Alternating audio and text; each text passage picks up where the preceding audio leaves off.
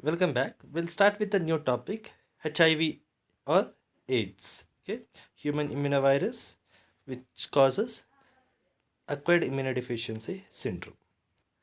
So, agent factor AIDS is caused by human immunodeficiency virus, also called as HIV, and this virus has ability to destroy human T4 helper cells. That's a subset of human T lymphocytes. It can pass the blood-brain barrier and can destroy brain cells.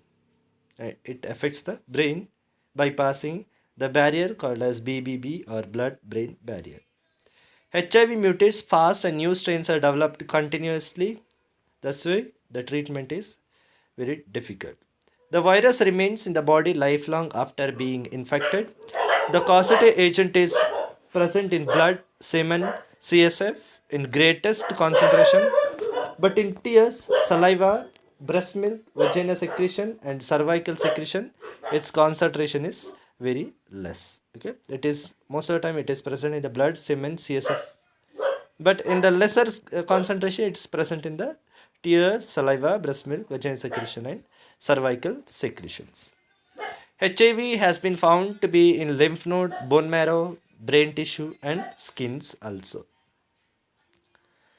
So the host factor most commonly found in sexually active people between the age group of 20 to 49 years, and the high risk group are male homosexuals, male bisexuals having multiple partners, intravenous drug abusers, blood transfusion recipient. This act as a cause as well as the host factor.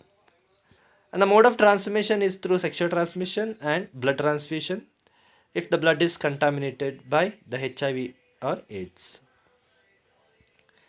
It's also transmitted from mother to child, that is called maternal fetal transmission, and from contaminated needle, syringe, or any skin piercing instrument which is affected or infected with HIV or AIDS also will spread the infection. And the incubation period is from few months to 10 years or even more based on your immunity. So the clinical manifestation of HIV may include generally fever, sore throat, and rashes appear after a few weeks, and most of people remain without symptom for many years. Okay, they will not be knowing that they are having the HIV. They also appear in 2 to 12 weeks after the infection, and the period before antibodies are produced is known as window period. Okay? That's a period before the antibodies are produced. As HIV remains in the body of infected person, so the person acts as a carrier. He acts as case as well as a carrier. Okay? He may spread the infection to anybody at any time. After being damage of immune system after a long period due to AIDS, the person will show the symptom of any one or more of the following. Okay, after immune system is destroyed or decreased, the person may show some of the symptoms such as malaise, fatigue, fever, night sweat, unexplained diarrhea lasting longer than 1 month, loss of body weight, that is more than 10% loss of body weight can be seen here.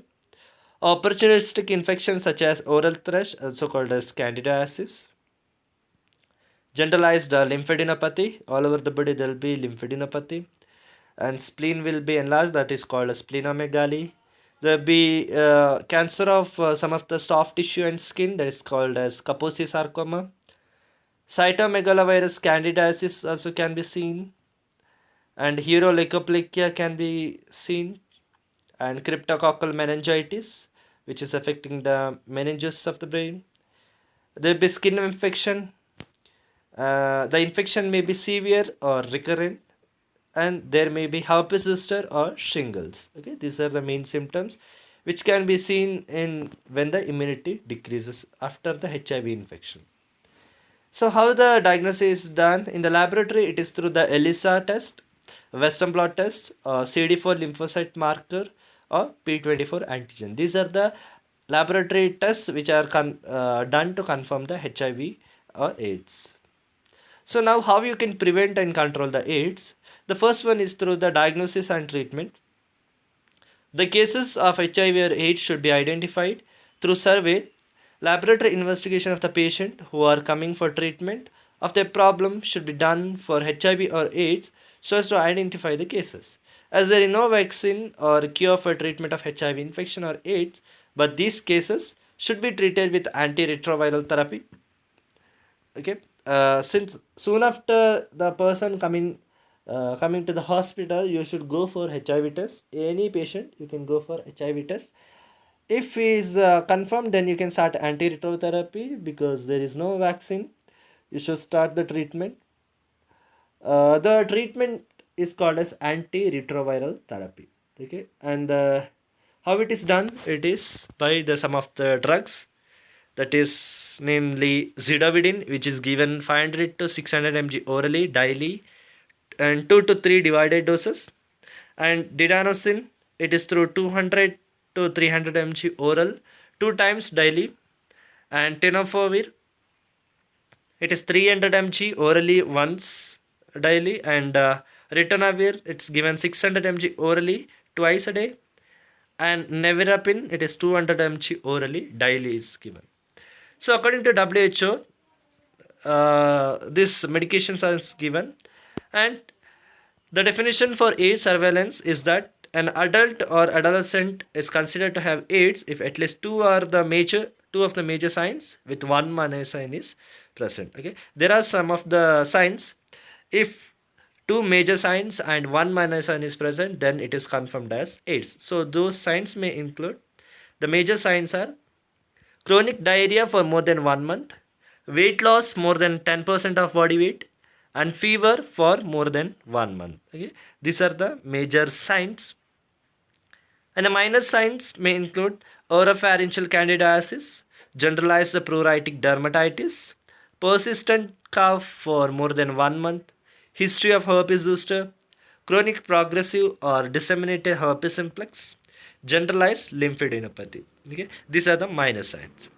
In case of surveillance, presence of generalized Kaposi sarcoma or cryptococcal meningitis is sufficient for diagnosis of AIDS. Okay, when you go for surveillance, if you have seen the person is having Kaposi sarcoma or cryptococcal meningitis, then it confirms that he is having AIDS. Next, second one is post-exposure prophylactic treatment. Okay, on accidental exposure to virus, antiretroviral should be started within hours. United States Center for Disease Control and Prevention has recommended the following treatment for healthcare workers who are exposed to HIV accidentally. If when you are giving the treatment to the HIV patient, if you are pricking the same syringe which has been used for the patient, and accidentally you pricked it to your skin, or accidentally somehow you got touched with a person's semen or the body fluids, okay, then you should take this post exposure prophylactic treatment. Okay, those may include zidovudine, also called as AZT, that is 200 mg thrice a day can be taken, and lamivudine, that is 3 tc 150 mg twice a day 4 weeks should be taken. And second, if the source individual has advanced AIDS, okay, if a person had AIDS, that is advanced stage of AIDS, then he should take nalfinavir, that is 750 mg thrice a day, should be added to AZT or 3 tc regimen. Okay, this 750 mg TDS, I mean nalfinavir should be added with the AZT or 3 tc daily.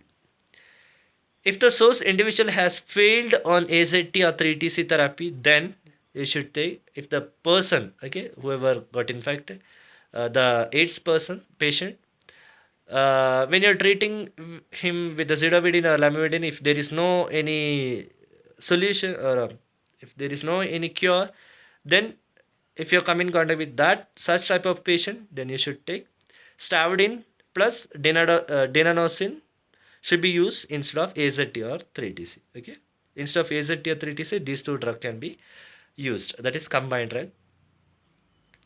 Next, second one is interrupting the mode of transmission, that is prevention of HIV AIDS can be achieved by interrupting the mode of transmission. This include, okay, when you stop the mode of transmission or when you break the chain, then you will not get the infection. That is, using condoms while having sex, and avoid multisexual partners, avoid the use of needles, syringes of infected or HIV AIDS, and use of disposable needles and syringes.